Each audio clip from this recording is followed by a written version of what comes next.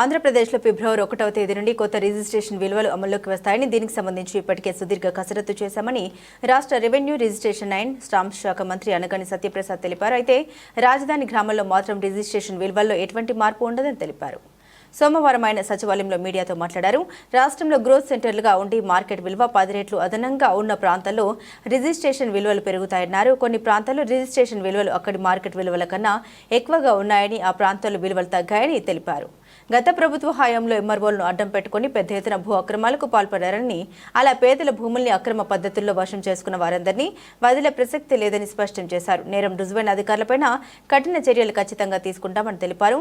భూ వివాదాలకు సంబంధించి సమగ్రంగా అధ్యయనం చేసేందుకు 22A భూములు 596 జీవోలతో పాటుగా మరో 4 అంశాలపై కలెక్టర్లతో కమిటీలను నియమించనున్నట్లు తెలిపారు.